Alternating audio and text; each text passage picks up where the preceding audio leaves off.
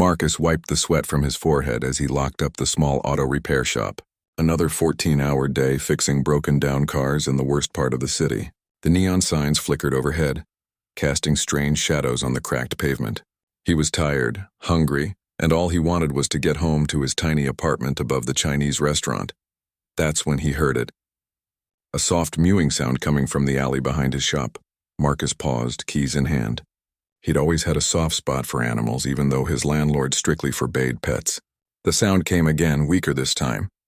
With a sigh, he walked toward the narrow alley, pulling out his phone's flashlight. 3 small cats huddled together behind a dumpster. They were in terrible shape. Their fur was matted and dirty, ribs showing through thin skin. One was pure black, another was orange with white patches, and the third was the strangest silver color he'd ever seen on a cat. All 3 looked up at him with eyes that seemed far too intelligent for ordinary strays. "Hey there, little guys," Marcus said softly, crouching down. "You look like you could use some help." The silver cat stepped forward first. There was something regal about the way it moved, despite its poor condition. It studied Marcus for a long moment, then made a sound that was almost like a purr but somehow different. More musical. Marcus had some leftover sandwich in his car. He retrieved it and broke it into small pieces, setting them down near the cats. They ate with surprising delicacy, never pushing or fighting over the food like hungry strays usually did. The silver cat waited until the other 2 had eaten their fill before taking its share. "You're not like other cats, are you?" Marcus murmured. As if in response, the silver cat looked directly at him. For a moment, Marcus could have sworn he saw something ancient and wise in those green eyes, something that made his skin prickle with an inexplicable feeling that he was being evaluated. Over the next week, Marcus found himself returning to the alley every evening after work. He brought cat food, water, and even a few old towels to make them more comfortable. The cats seemed to be getting healthier, but they still wouldn't let him touch them. They would eat the food he provided and watch him with those unsettling, intelligent eyes, but they maintained their distance. Marcus started talking to them while they ate. He told them about his day, his frustrations with difficult customers, his dreams of maybe someday opening a bigger shop. It felt silly at first, but there was something comforting about having listeners who didn't judge or interrupt. "I know you're just cats," he said one evening, watching the silver one clean its fur with methodical precision. "But sometimes I feel like you actually understand what I'm saying." The silver cat paused in its grooming and made that strange musical sound again. The other 2 cats looked at it, then back at Marcus as if they were having some kind of conversation he couldn't hear. That night, Marcus dreamed of vast starships and beings of light. He woke feeling unsettled, unable to shake the vivid images from his mind. The dreams had felt more like memories than imagination. The next evening, when he arrived at the alley with food, he found something that made him stop dead in his tracks. Arranged in a perfect circle around where he usually placed the food bowls were 7 small stones. They were smooth and dark, but they seemed to shimmer with an inner light that hurt to look at directly. "What the hell?" Marcus whispered. The 3 cats sat in their usual spot watching him. But now there was something expectant in their posture. The silver cat made its musical sound, louder this time, and Marcus felt a strange tingling in his head. He knelt down and reached for one of the stones.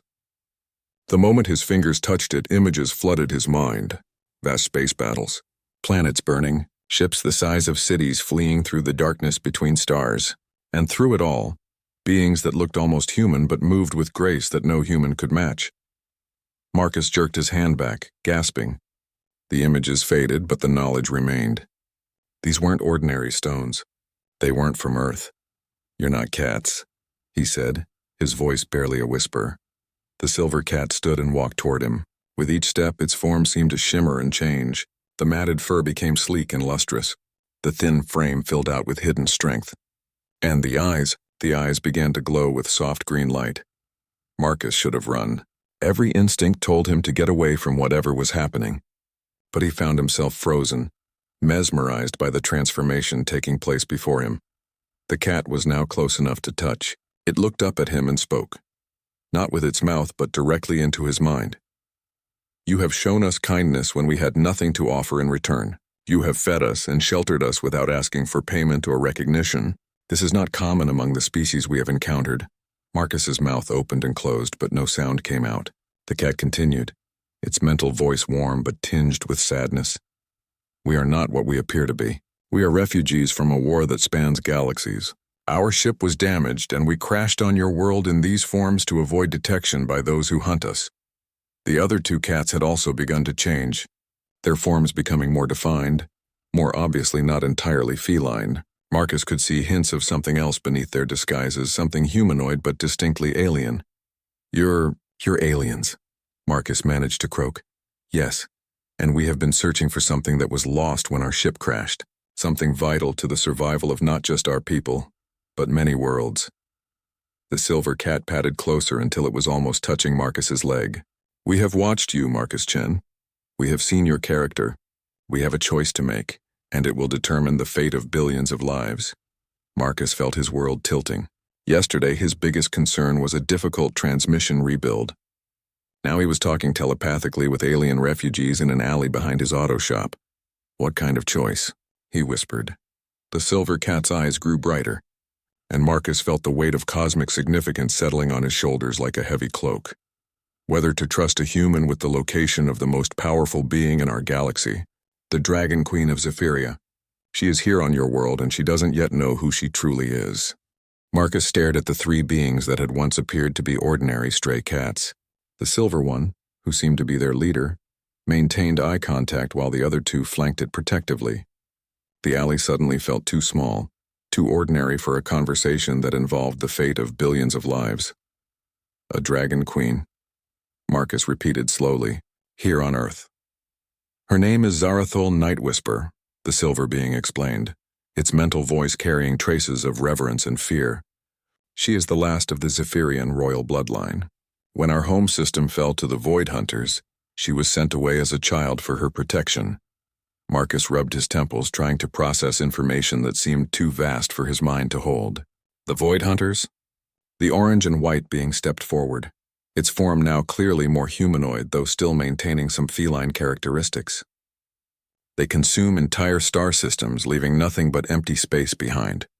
They have been spreading across the galaxy for 3,000 of your years, destroying every civilization they encounter.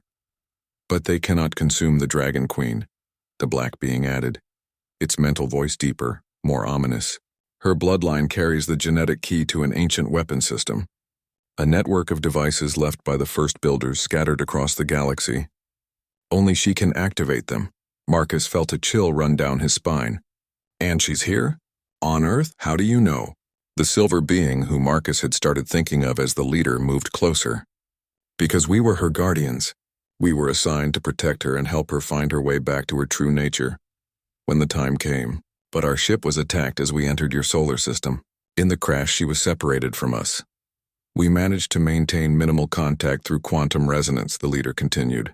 We know she survived the crash, but the trauma blocked her memories. She believes she is human. Marcus laughed, but there was no humor in it. You're telling me there's a space princess with amnesia living somewhere in the city, and she doesn't know she can save the galaxy? Essentially, yes. The weight of it all hit Marcus like a truck. He slumped against the alley wall, his legs suddenly unsteady. Why are you telling me this? I fix cars for a living. I can barely handle my own problems, let alone cosmic ones. The leader's eyes softened. Because in our weeks of observation, we have learned something important about your species. Humans have a unique quality that we have rarely encountered in our travels across the stars. What's that? You care about others even when there is no benefit to yourselves? You fed us when we were strangers. You showed us kindness when we had nothing to offer in return. This quality makes your species dangerous to the Void Hunters. Marcus frowned. Dangerous how? The black being answered. The Void Hunters consume worlds by turning inhabitants against each other. They broadcast despair and hatred, making populations destroy themselves before the hunters arrive to finish the job. But this tactic fails when beings choose cooperation over self-interest. Humans, the orange and white being continued, have shown remarkable resistance to this form of psychological warfare. Your species' tendency toward empathy and sacrifice for others makes you immune to many of the hunter's weapons. Marcus felt a strange pride at that, even in the midst of his confusion and fear. Okay, so humans are good people. That still doesn't explain why you need me specifically. The leader moved until it was sitting directly in front of Marcus. Because the Dragon Queen has been living among humans for 15 years. She has absorbed your values, your way of thinking. She will not trust us easily. We are alien to her now, but she might trust a human who approaches her with genuine intention to help. How do you even know where she is? The leader gestured toward the strange stones still arranged in a circle. These are quantum resonators. They can track Zephyrian genetic signatures. We know she is within 50 kilometers of this location. Marcus stared at the stones, which continued to shimmer with that unsettling inner light. And what exactly do you want me to do? Walk up to random women and ask if they're secretly dragon queens from space? Not random women, the orange and white being said. We have narrowed down the possibilities. The quantum signature is strongest in 3 locations: a university, a homeless shelter, and a veterinary clinic. A vet clinic? Marcus asked. Dragon queens of Zephyria have an instinctive connection to all forms of life. It would be natural for her to choose a profession that allows her to heal and protect creatures, even if she doesn't understand why she feels compelled to do so. Marcus closed his eyes, trying to think clearly. Everything in his logical mind told him this was insane. He was having a telepathic conversation with alien refugees about finding a space princess who thought she was human. It was the kind of thing that happened in movies, not to guys who spent their days elbow-deep in car engines. But the stones were real. The transformation he'd witnessed was real, and something deep in his gut told him that every word they'd said was true. What happens if I say no? He asked quietly. The 3 beings exchanged glances that somehow conveyed volumes of communication. Then we attempt to find her ourselves, the leader said. But our alien nature will likely frighten her and she may refuse to listen. Without her cooperation, we cannot help her remember who she is. The Dragon Queen will remain powerless, and when the Void Hunters arrive, she will die with the rest of your world. When they arrive? Marcus's eyes snapped open. You mean they're coming here? They are already on their way, the black being said grimly. Our ship's destruction sent out a quantum signature. They will follow it. We estimate 6 months before they reach Earth. Marcus felt the blood drain from his face. 6 months to find one woman on a planet of 8 billion people, convince her she's an alien princess, and get her to activate some ancient weapon system? Essentially, yes. Marcus was quiet for a long moment, staring up at the narrow strip of sky visible between the buildings. Somewhere up there, an enemy was coming that could destroy everything he'd ever known, and for some impossible reason, the fate of the world might rest on his ability to help a stranger remember who she really was. If I help you, he said finally. What exactly does that involve? The leader's relief was palpable, even through their mental connection. We approach each location systematically. When we find her, you will need to gain her trust and slowly introduce the truth. The shock of full memory restoration could be traumatic or even dangerous. And after that, we help her remember how to use her abilities. We locate the nearest First Builder installation. And we hope that 15 years of living as a human has not dulled her connection to the power that flows through Zephyrian royal blood. Marcus stood up slowly, his decision made. When do we start? The 3 beings moved closer together, and Marcus could feel their gratitude and hope radiating through their mental link. Tomorrow, the leader said. Tonight we prepare you for what you might encounter. Because meeting the Dragon Queen of Zephyria, even one who doesn't know what she is, will be unlike anything you have ever experienced. As if in response to those words, one of the quantum resonator stones pulsed brighter, and Marcus felt a strange tugging sensation in his chest. As if something was calling to him from across the city. The search for the most powerful being in the galaxy was about to begin. Marcus barely slept that night. Every time he closed his eyes, he saw images of vast spaceships and burning worlds. The 3 alien beings had spent hours downloading information directly into his mind, teaching him about Zephyrian culture, the Dragon Queen's likely behaviors, and most importantly, how to recognize the signs of suppressed alien abilities. When morning came, Marcus found himself staring at his reflection in the bathroom mirror. The man looking back at him seemed ordinary enough, but behind his eyes lurked knowledge that no human should possess. He knew that Zephyrian royalty had enhanced strength, speed, and reflexes. He knew they could communicate telepathically with most life forms. And he knew that a true Dragon Queen could manipulate energy itself, bending reality to her will. The aliens, who had told him to call them by their human names, Chase, Felix, and Shadow, met him behind the shop again. In daylight, their disguises were perfect. They looked exactly like 3 healthy cats, though Marcus could now see through the illusion to their true forms underneath. "We start with the veterinary clinic." Chase, the silver leader, spoke into his mind. "The quantum resonance is strongest there, and the profession fits the psychological profile." Marcus had called in sick to work, something he'd never done except when he had actual food poisoning. They drove across the city in his beat-up Honda, the 3 cats sitting calmly in a carrier in the back seat. To anyone watching, it looked like a man taking his pets to the vet. Riverside Animal Hospital was a small clinic in a decent part of town. Marcus parked outside and studied the building, trying to calm his racing heart. Somewhere inside might be the most powerful being in the galaxy, working as a veterinarian and completely unaware of her true nature. "What do I say?" Marcus asked quietly. "I can't exactly walk in and announce that I'm looking for the Dragon Queen of Zephyria." "Observe first," Felix, the orange and white one, advised. "Watch how she interacts with the animals.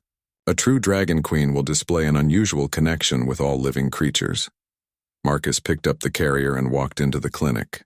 The waiting room was typical. Plastic chairs, pet supply advertisements on the walls, the smell of disinfectant mixed with animal scents. A few people sat with their pets, looking anxious in the way that pet owners do when their beloved companions are sick. The receptionist was a young man who barely looked up from his computer. "Can I help you?" "I'd like to make an appointment for my cats," Marcus said, feeling awkward. "They're strays I found. I want to make sure they're healthy. Dr. Sarah can see you in about 20 minutes. Please fill out these forms."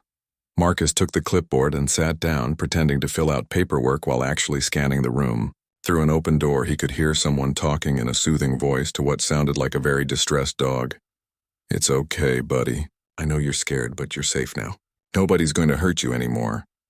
The voice was warm, musical in a way that reminded Marcus of Chase's telepathic communication. Something in his chest tightened with recognition, though he couldn't say why. A few minutes later, a woman emerged from the back carrying a small beagle. She was petite, maybe 30 years old, with dark hair pulled back in a practical ponytail. She moved with unconscious grace, and Marcus noticed that every animal in the waiting room turned to watch her as she passed. "Mrs. Patterson, Charlie is going to be just fine," she told an elderly woman. "The antibiotics should clear up that ear infection in a few days. If you have any concerns, don't hesitate to call." Marcus watched her interact with the elderly woman and her dog. There was something different about the way she touched the beagle, something that went beyond normal veterinary care. Her hand lingered on the dog's head for just a moment longer than necessary, and Marcus could have sworn he saw a faint shimmer around her fingers. "That's her." Shadow spoke into his mind, his mental voice certain. "I can sense the quantum resonance increasing." The woman looked up from the beagle and her eyes met Marcus's across the waiting room. For a split second he felt a jolt of recognition, as if some part of him had been searching for her his entire life. Her expression flickered with confusion as if she felt it too. "Dr. Vega will see you now," the receptionist called. Marcus stood up, carrier in hand, and followed Dr. Sarah Vega into an examination room. She moved ahead of him, and he noticed that her walk was too fluid, too perfectly balanced for a normal human. She gestured for him to set the carrier on the metal table. "So you found these 3 estrays?" she asked, opening the carrier door. "That was kind of you to bring them in." Chase emerged first, and Marcus watched Dr. Vega's face carefully. Her expression changed the moment she saw the silver cat. Her eyes widened slightly, and she took an unconscious step backward. "He's beautiful," she whispered, but her voice carried an odd note, as if she was seeing something that surprised her. Chase approached her slowly, and Dr. Vega extended her hand.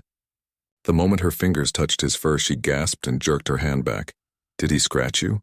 Marcus asked, though he could see no evidence of injury. "No, it was like a static shock, but..." She shook her head, looking confused. "I'm sorry, that was strange. Sometimes I get these weird sensations with certain animals. Let me try again." This time, when she touched Chase, she closed her eyes. Marcus watched in fascination as her entire posture changed. She stood straighter, more regally, and that shimmer around her fingers became more pronounced. "You're not ordinary cats," she murmured, so softly Marcus almost missed it. Felix and Shadow emerged from the carrier, and Dr. Vega examined each of them with growing confusion. Marcus could see that she was fighting against some kind of internal recognition, as if part of her mind was trying to remember something important. "They're in excellent health," she said finally. but her voice was distant. Perfect health, actually. Better than perfect. I've never seen cats with such ideal physiology. Dr. Vega, Marcus said carefully. Can I ask you something personal? She looked at him warily. I suppose. Do you ever have dreams about flying? About being somewhere else, somewhere far away? Her face went pale. Why would you ask that? Because these cats aren't the only unusual thing I've encountered lately. Dr. Vega stared at him for a long moment, then at the three cats who were watching her with those two intelligent eyes. Marcus could see the war going on behind her expression, logic fighting against instinct. I have dreams, she said quietly. Dreams about worlds with purple skies and silver trees. Dreams about flying through space and commanding armies of light. But they're just dreams. Stress from work, probably. Marcus felt his heart racing. This was it. This was the Dragon Queen of Zephyria, and she was beginning to remember. What if they weren't just dreams? He asked gently. Dr. Vega laughed, but there was no humor in it. Then I'd be crazy. People don't fly through space. Armies of light don't exist. I'm a veterinarian in a small clinic, not some kind of... She trailed off, staring at Chase. Not some kind of what? Marcus prompted. I was going to say princess, she whispered. But that's ridiculous. Chase made his musical sound. The one that was almost a purr, but more complex. Dr. Vega's eyes widened, and Marcus saw recognition dawn in her expression. I know that sound, she breathed. I've been hearing it in my dreams for years. Marcus took a deep breath. This was the moment that would determine everything. Dr. Vega, what I'm about to tell you is going to sound impossible, but I need you to listen with an open mind because the fate of billions of lives depends on it. She backed against the wall, suddenly looking very young and very frightened. You're scaring me. Your name isn't Sarah Vega, Marcus said gently. It's Zarathul Nightwhisper. You're not from Earth. You're the Dragon Queen of Zephyria, and you're the only one who can save us from an enemy that's coming to destroy everything. For a moment, Dr. Vega just stared at him. Then she laughed, high and slightly hysterical. You're insane. Completely insane. I think you should leave. But as she spoke, one of the metal instruments on the counter began to glow with soft blue light. Dr. Vega stared at it in shock, and Marcus knew that somewhere deep inside the Dragon Queen was beginning to wake up. The metal instrument continued to glow with that impossible blue light, casting strange shadows on the examination room walls. Dr. Sarah Vega stared at it with a mixture of terror and fascination. Her hand extended toward it as if drawn by some invisible force. This isn't possible, she whispered. Metal doesn't just start glowing. Marcus watched her carefully, remembering what Chase had told him about the awakening process. Sarah, I need you to stay calm. Your mind is trying to protect you from memories that were traumatic, but those memories are also the key to saving both our worlds. She jerked her hand back from the glowing instrument and pressed herself against the wall. Our worlds? Listen to yourself. You sound completely insane. Chase jumped down from the examination table and approached her slowly. As he moved closer, more metal objects in the room began to emit that soft blue radiance. A stethoscope hanging on a hook, the metal cabinet handles, even the examination table itself started to pulse with gentle light. The cats, Dr. Vega breathed, staring at Chase. They're doing this somehow. No, Marcus said gently. You are. As if to prove his point, Felix spoke directly into Dr. Vega's mind, his mental voice carefully modulated to avoid causing shock. Hello, Your Majesty. We have searched for you for 15 years. Dr. Vega's legs gave out, and she slid down the wall to sit on the floor. I'm hearing voices. I'm having a complete mental breakdown. Shadow approached from the other side, his darker mental voice warm with affection. You used to call me Uncle Shadow when you were small. You said my fur reminded you of the space between stars. Tears began streaming down Dr. Vega's face. Stop it, please stop it. These are just hallucinations brought on by stress. But even as she spoke, her hand moved unconsciously to touch a small pendant around her neck that Marcus hadn't noticed before. It was a simple silver charm, but as her fingers brushed it, it began to glow with the same blue light as the instruments around them. Sarah, Marcus said, sitting down on the floor across from her to seem less threatening. Look at the pendant you're wearing. Have you always had it? She looked down at the glowing charm with confusion. I don't remember where I got it. I've worn it for as long as I can remember, but I don't know why. It just felt important. Chase moved until he was sitting directly in front of her. Because it contains a fragment of your mother's essence. Queen Lyra gave it to you before she sent you away from Zephyria.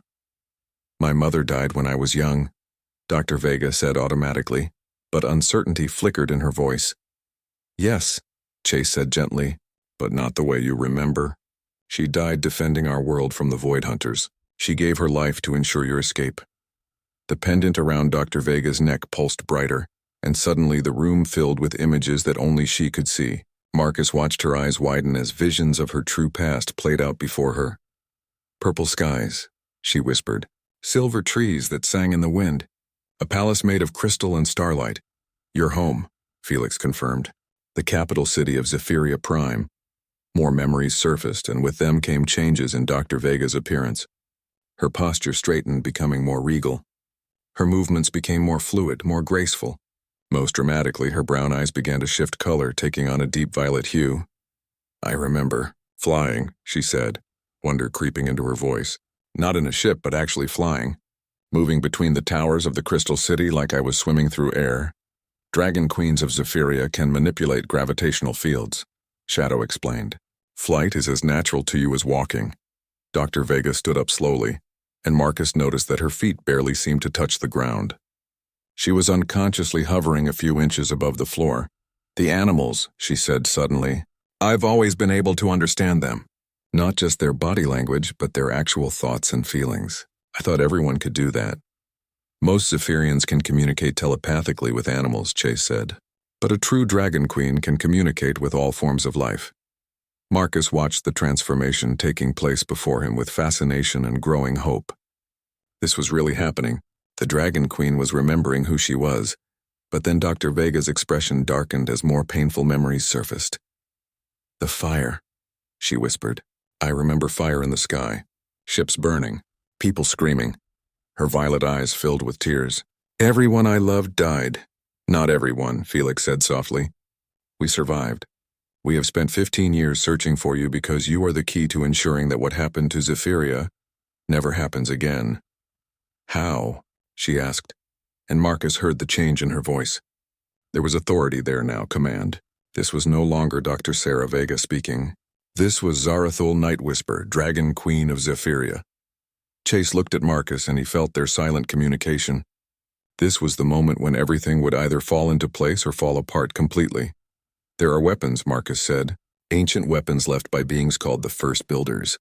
They're scattered across the galaxy, but they can only be activated by someone with your genetic signature.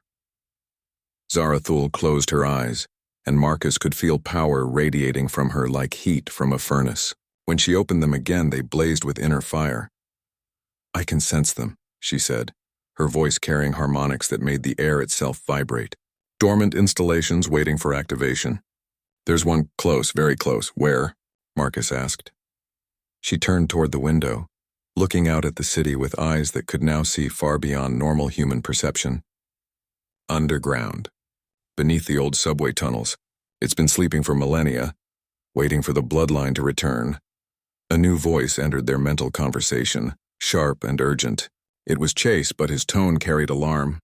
We need to move quickly. The quantum resonance burst when Her Majesty began remembering has sent out a signal. The Void Hunters will detect it. How long do we have? Marcus asked. Hours, perhaps less. Zarathul straightened to her full height, and Marcus realized that she seemed taller than before, more imposing. Power crackled around her fingers, and her violet eyes burned with determination. Then we end this today, she said with absolute authority. I will not allow another world to burn because of my bloodline. She moved toward the door, then paused and looked back at Marcus. You chose to help strangers when you had nothing to gain. You risked everything to restore my memories. Why? Marcus thought about it for a moment. Because it was the right thing to do. Because sometimes ordinary people have to step up and do extraordinary things. A smile crossed the Dragon Queen's face, and for a moment, Marcus caught a glimpse of the kind veterinarian she had been. This is why the Void Hunters fear your species. You choose courage when logic demands caution. You choose hope when circumstances suggest despair. She opened the door and stepped into the hallway. The receptionist looked up from his computer, started to say something, then stopped with his mouth open. The woman walking past his desk moved with inhuman grace. Her eyes glowed with violet fire, and the air around her shimmered with barely contained energy. "Dr. Vega," he called weakly. She paused and looked back at him with compassion. "Tell the patients that Dr. Vega had to leave suddenly due to a family emergency. Someone will be in touch about rescheduling their appointments." Marcus followed her out of the clinic, the three cats trotting alongside them. Outside, Zarathul looked up at the sky with her enhanced vision. "They're coming," she said grimly. 3 ships, maybe 4. They'll be here within the hour." Marcus felt his stomach drop. "Can we reach the first builder installation in time?" The Dragon Queen's eyes blazed brighter, and when she spoke, her voice carried the authority of someone born to command armies. "We're about to find out, because if we can't activate those weapons before the Void Hunters arrive, this will be humanity's last day." The abandoned subway station had been closed for 20 years, its entrances sealed with concrete and warning signs. But concrete meant nothing to someone who could manipulate matter at the molecular level. Zarathul placed her hand on the barrier and it simply dissolved, leaving a perfectly circular opening. "Stay close," she told Marcus as they descended into the darkness. "The first builder installations have defensive systems that might still be active." Marcus followed her down the rusted stairs, his phone's flashlight cutting through the gloom. The 3 cats moved like shadows around them, their enhanced senses alert for any sign of danger. The air grew colder as they descended, and Marcus could hear strange sounds echoing from the depths below. "How far down does this go?" he asked, trying to keep the nervousness out of his voice. "The installation isn't in the subway tunnels," Zarathul explained, her violet eyes providing their own illumination. "It's much deeper." The tunnel system was just the closest access point. They reached the bottom of the stairs and found themselves in what had once been a subway platform. But Zarathul walked past the old tracks to a section of wall that looked identical to all the others. She pressed her palm against it, and lines of blue light spread out from her touch, forming intricate geometric patterns. The wall split open like flower petals, revealing a corridor that definitely hadn't been built by human hands. The walls were smooth and seamless, made of some material that seemed to absorb and reflect light at the same time. Strange symbols pulsed along the ceiling, providing a soft, otherworldly glow. "The first builders," Marcus breathed. "They were really here." "They were everywhere," Zarathul said, walking forward with growing confidence. "Millions of years ago, they seeded the galaxy with these installations. Insurance against threats they knew would eventually emerge." The corridor stretched ahead for what seemed like miles, though Marcus suspected that distance worked differently here. As they walked, he began to hear something that made his skin crawl. It was like whispers, but not in any language he recognized. The sound seemed to come from the walls themselves. "What is that?" he asked. Chase answered, his mental voice tense. "Void Hunter communication. They're closer than we thought." "How close?" Zarathul demanded. "They've entered Earth's atmosphere," Shadow replied grimly. "But something is wrong. They're not heading for population centers." Felix's mental voice carried confusion. "They're converging on our location. How could they know where we are?" Zarathul stopped walking so suddenly that Marcus almost ran into her. Her violet eyes blazed brighter as realization hit her. "Because they're not here to destroy Earth?" she said, her voice filled with cold fury. "They're here for me. They knew that activating my memories would eventually lead me to a first builder installation." "It's a trap?" Marcus asked, his heart sinking. "More than that. They want me to activate the installation so they can capture it. With first builder technology, they could consume entire galactic sectors instead of just individual worlds." The whispers from the walls grew louder, more urgent. Marcus could almost make out words now, though they were in no human language. "We have to go back," he said. "Find another way."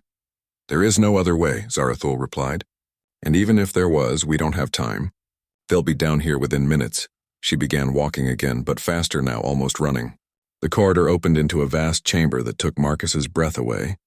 The ceiling soared hundreds of feet above them, supported by pillars that seemed to be made of crystallized starlight. At the center of the chamber stood a structure that hurt to look at directly. It was constantly shifting, changing shape and configuration in ways that Marcus's mind couldn't fully process. "The command nexus," Zarathul whispered with reverence. "I can feel it calling to my bloodline." But as they approached the nexus, the chamber filled with a sound like breaking glass. 3 sections of the wall exploded inward, and through the openings came creatures that belonged in nightmares. The Void Hunters were humanoid in basic shape, but their skin was black as space itself, seeming to absorb light rather than reflect it. Their eyes burned with red fire, and when they moved, reality seemed to bend around them. Behind them came more creatures, smaller but no less terrifying, that skittered across the walls like enormous spiders. Zarathul Nightwhisper, one of the hunters, spoke, its voice like the sound of dying stars. Last daughter of a broken bloodline, you will activate the Nexus for us. Never, Zarathul replied, power crackling around her like lightning. The lead hunter laughed, a sound that made Marcus want to cover his ears. You will. Because if you don't, we will consume this world slowly. We will broadcast every scream, every moment of agony, directly into your mind until you break. Marcus felt terror wash over him, but it was accompanied by something else. Anger. Pure, burning rage at these creatures who thought they could threaten everything he cared about. You made one mistake, he said, surprising himself with how steady his voice sounded. The Void Hunter turned its burning gaze on him. And what is that, little human? You threatened Earth in front of a human. Marcus couldn't fight these creatures. He had no powers, no advanced technology, no special abilities. But he had something else. He had the same quality that Zarathul's guardians had recognized in him from the beginning. He stepped forward, placing himself between the Void Hunters and the Dragon Queen. You want to get to her? You go through me. The lead hunter's laugh became harsher. Foolish. You cannot stop us. Maybe not, Marcus agreed.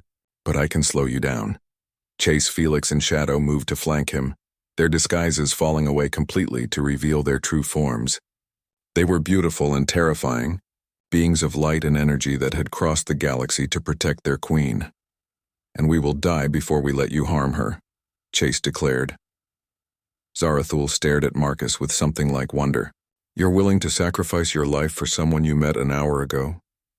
Not just for you, Marcus replied. For everyone. For the kid who brings his dog to your clinic.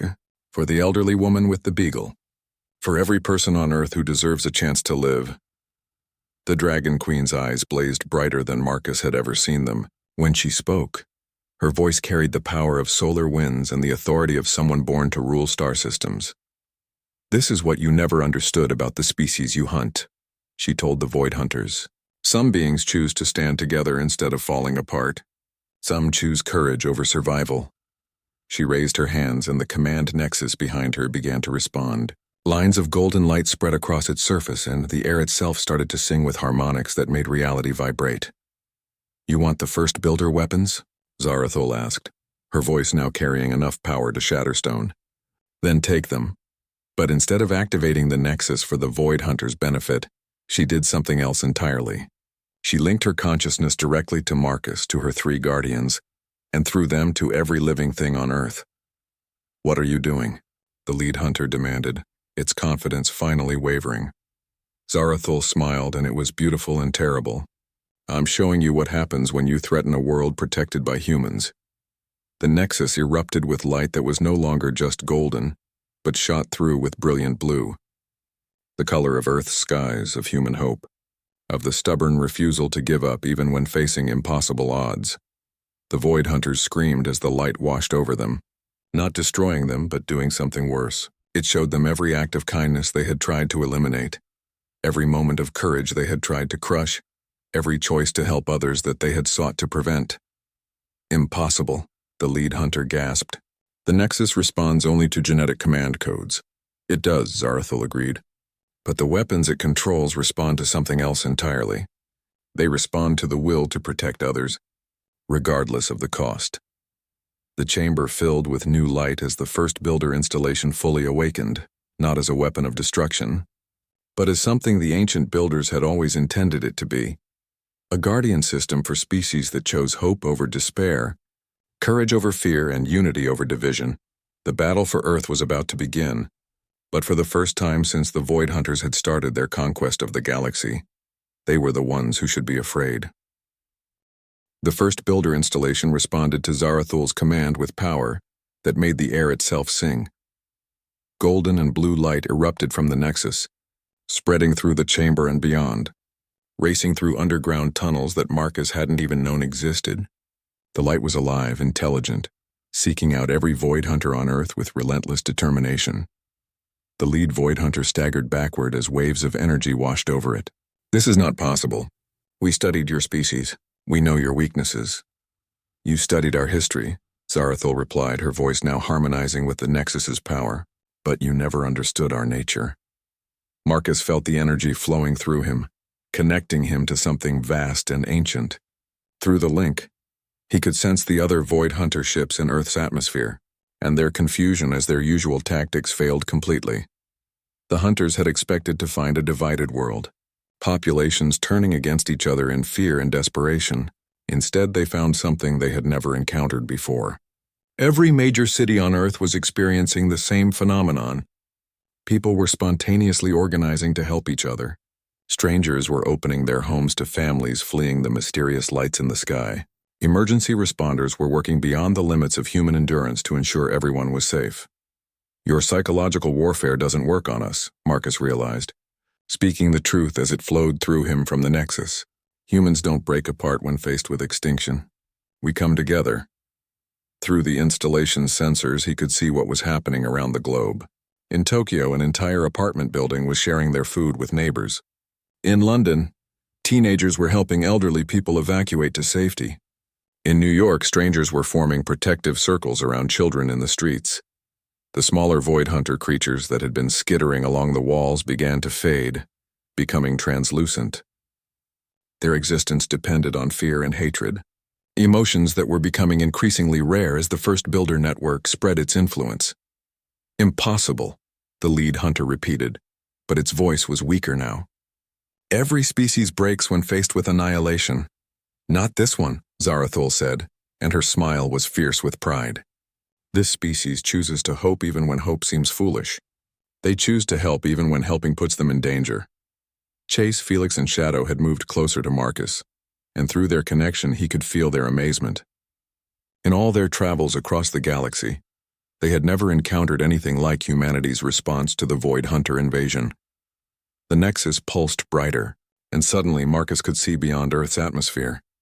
The 3 Void Hunter ships that had seemed so terrifying before now looked small and vulnerable against the web of light that was spreading outward from the planet. The First Builder network wasn't just on Earth. It extended through the solar system and beyond, connecting to similar installations on worlds the Void Hunters had thought they had already conquered. "You made a critical error," Zarathul told the lead hunter, who was now visibly struggling to maintain its physical form. "You assumed that the First Builders created weapons of destruction, but they created something far more powerful." "What?" the hunter gasped. "They created a network that amplifies the best qualities of any species connected to it. And thanks to human nature, those qualities are spreading faster than your ships can retreat." Marcus watched through the Nexus as the impossible happened. On worlds throughout the galaxy that the Void Hunters had claimed as conquered, populations were rising up. But they weren't fighting with weapons or violence. They were fighting with the same qualities that had protected Earth: compassion, courage, and an absolute refusal to abandon each other in the face of darkness. The lead Void Hunter let out a sound of pure rage and desperation. "We will not be defeated by sentiment and foolish heroics." "You already have been," Marcus said, understanding flooding through him. "Because you never understood what you were really fighting." The hunter turned its burning gaze on him. "And what is that?" "Love," Marcus said simply. "The love that made me feed 3 hungry cats in an alley. The love that made Zarathul choose veterinary medicine, even when she didn't remember why. The love that makes humans choose to help strangers even when it costs them everything." The word seemed to hit the Void Hunter like a physical blow. It staggered, its form becoming less solid. "The First Builders didn't create weapons," Zarathul continued, her voice growing stronger as the hunter grew weaker. "They created a network that could spread the power of love across the galaxy. Love for family, for friends, for strangers, for life itself." Through the Nexus, Marcus could feel the network reaching its full potential.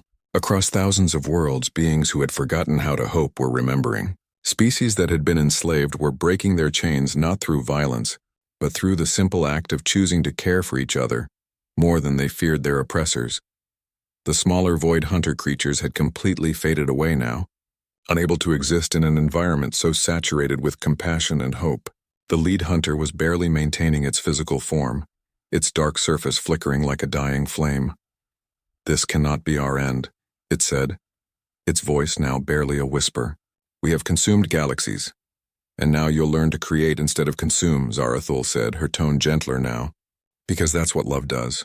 It doesn't destroy its enemies. It transforms them." The hunter looked at her with something that might have been fear or might have been hope. "What are you saying?" "I'm saying that the network doesn't just amplify love in willing hearts. It plants the seeds of love in hearts that have forgotten how to feel it." Marcus watched in amazement as the change began. The hunter's black skin started to show flickers of color, deep purple and silver that reminded him of the space between stars. Its burning red eyes softened to amber, then to gold. "What is happening to me?" the creature asked, its voice changing, becoming less harsh and more musical. "You're remembering who you were before the hunger consumed you," Zarathul explained. "The Void Hunters weren't always destroyers. Once you were explorers, traveling between the stars to share knowledge and beauty." Through the network, Marcus could sense the same transformation happening to Void Hunters throughout the galaxy. Ships that had been instruments of destruction were becoming vessels of exploration and aid. Beings that had spent millennia consuming worlds were remembering the joy of helping them flourish. The former hunter looked at its hands, watching color spread across its skin like sunrise breaking through darkness. "I remember music. We used to make music that could heal broken planets." "You can make that music again," Zarathul said softly. The chamber filled with new sounds as the transformed beings began to sing. It was hauntingly beautiful, harmonies that seemed to repair something broken in the fabric of reality itself. Marcus felt tears streaming down his face as the music washed over him, carrying with it the promise of a future where the galaxy's greatest threats had become its greatest protectors. The Nexus pulsed one final time, and Marcus felt the network settling into a new configuration. The immediate crisis was over, but the real work was just beginning. Across the galaxy, billions of beings were discovering what it meant to choose love over fear, hope over despair, unity over division. "What happens now?" Marcus asked, his voice hoarse with emotion. Zarathul turned to him and he saw that her violet eyes were also filled with tears. But they were tears of joy. "Now," she said, "we help build the galaxy the first builders always dreamed of. A place where every species chooses to lift each other up instead of tearing each other down." As they stood in the chamber surrounded by beings of light and music, Marcus realized that his ordinary life had led him to the most extraordinary moment in galactic history, and it had all started with 3 hungry cats in an alley behind his shop. 6 months later, Marcus stood in the same alley behind his auto shop, but everything had changed. The brick walls now shimmered with threads of golden light, part of the first builder network that had become visible to human eyes. Above, instead of smoggy city sky, he could see stars in broad daylight, and some of those stars were actually ships bringing visitors from across the galaxy. Earth had become the unofficial capital of what the media was calling the New Galactic Alliance.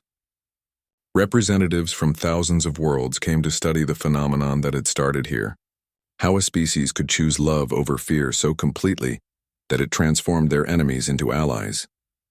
Marcus was still a mechanic, but his customers now included beings who flew ships powered by crystallized starlight and vehicles that ran on pure musical harmony. He'd learned to repair propulsion systems that operated on principles of joy and engines that functioned through collective hope. "Any word from the outer systems?" he asked Chase, who was lounging in his favorite spot on the workbench.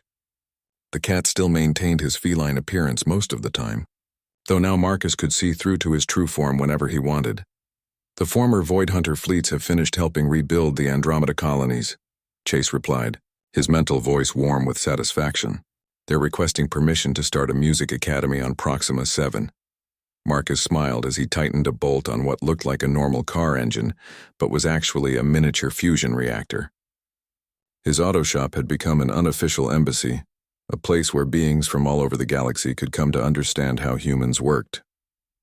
They were endlessly fascinated by humanity's ability to find hope in the smallest things. The bell above his shop door chimed, and Zarathul walked in carrying 2 cups of coffee. She'd kept her job at the veterinary clinic, though she now treated patients from 17 different star systems. Her hair caught the light in ways that seemed to defy physics, and her violet eyes held depths that contained the wisdom of ages. The Council of Worlds wants to establish a permanent embassy here, she said, handing him one of the cups. They're offering to build it on the site of the old subway station. What did you tell them? That they'd have to ask the local mechanic. It's his territory after all, Marcus laughed. My territory extends about 50 feet from this garage door. They can build wherever they want. You know that's not true, Zarathul said gently. The network responds to you almost as much as it does to me. You're not just a mechanic anymore, Marcus. You're one of the anchors holding this whole alliance together. Through the shop windows, Marcus could see people walking by who weren't entirely human. Former void hunters with their new, colorful skin worked alongside humans to rebuild parts of the city that had been damaged during the brief invasion. Children played with creatures that looked like living gemstones, and elderly people sat on benches sharing stories with beings that existed as pure light. It's strange, Marcus mused. 6 months ago, my biggest worry was whether I could afford rent. Now I'm supposedly one of the most important people in the galaxy. You were always important, Felix said, jumping down from his perch near the window. You just didn't know it yet. Shadow emerged from behind a stack of repair manuals. The first builders designed their network to respond to quality of character, not quantity of power. They knew that the most ordinary people often have the most extraordinary hearts. A new customer entered the shop, and Marcus had to suppress a smile. It was one of the former void hunters, though it was hard to believe this being had ever been a force of destruction. Its skin was now a beautiful deep blue with silver markings that shifted like constellations. It moved with fluid grace and radiated a sense of peace that was almost tangible. Greetings, Harmony Bringer Marcus, the being said in its musical voice. All the former hunters had adopted names related to their new role as healers and teachers. This one called itself Stellar Song. Just Marcus is fine, he replied. What can I help you with today? My harmony vessel is producing discordant vibrations. I fear I may have damaged something while learning your human concept of road rage. Marcus grinned. The former hunters were still learning human emotions, and sometimes they experienced them a bit too intensely. Let's take a look. The harmony vessel turned out to be a sleek ship that looked like it was made of crystallized music. The discordant vibrations were indeed a problem. The ship's emotional resonance system was stuck on frustration and anger instead of its usual calm contentment. You need to feed it some happier emotions, Marcus explained, running his hands along the ship's hull. Try thinking about something that makes you feel peaceful. Stellar Song closed its eyes and began to hum softly. Immediately the ship's surface began to shimmer with warmer colors and the harsh vibrations smoothed out into a gentle purr. Remarkable, the being said. You understand our technology better than we do sometimes. It's not really technology, Marcus replied. It's just paying attention to what something needs to feel better. As he worked, more customers arrived. A family of crystalline beings needed their quantum fold storage unit recalibrated. A ship captain who looked like she was made of living starlight wanted advice on why her crew was having communication problems. A former void hunter engineer brought in a device that translated emotions into mathematical equations and couldn't figure out why it kept producing poetry instead. Each problem was different, but the solution was always the same: understanding, patience, and genuine care for others' well-being. By evening, the shop was quiet again. Marcus sat with Zarathul and the three cats, watching the sunset paint the sky in colors that no human had ever seen before the network activated. Ships from distant worlds traced gentle arcs across the heavens, their lights mixing with Earth stars to create patterns of impossible beauty. Do you ever miss it? Zarathul asked quietly. Your old life when things were simple? Marcus considered the question seriously. 6 months ago, his world had been small but predictable. Now it was vast and full of wonders he could never have imagined, but also weighted with responsibilities that sometimes kept him awake at night. No, he said finally. Simple isn't always better. And besides, I think my life was always heading toward this moment. Every time I helped someone with their car, every time I fed a stray animal, every time I chose to be kind when it would have been easier to be indifferent. It was all practice for what came after. Chase jumped into his lap and began to purr, the sound now harmonizing with frequencies that could be heard on distant worlds. The first builders would be proud. Their network has spread further in 6 months than it did in 6 millennia. Because of humans, Felix added. No species they tested was able to amplify love the way yours does. Shadow stretched luxuriously. 27,000 worlds have joined the Alliance. Former Void Hunter fleets are now exploration and aid vessels. The galaxy has never known such peace. And it all started here, Zarathul said, leaning against Marcus's shoulder, in an alley behind an auto shop with a man who decided to show kindness to 3 hungry cats. Marcus looked around his small shop, with its collection of tools that could now repair vehicles from across the galaxy, and felt a deep sense of contentment. He was still just a mechanic from Earth, but he was also proof that ordinary people could accomplish extraordinary things when they chose to act with love instead of fear. Outside, the stars sang with the voices of billions of beings who had learned that the universe was not a place of endless conflict, but a community waiting to be built by anyone brave enough to extend their hand to a stranger. The greatest adventure in galactic history had begun with the simplest act of human kindness. And Marcus knew that tomorrow would bring new wonders, new challenges, and new opportunities to prove that love was indeed the most powerful force in the universe. In the end, that was all anyone really needed to know.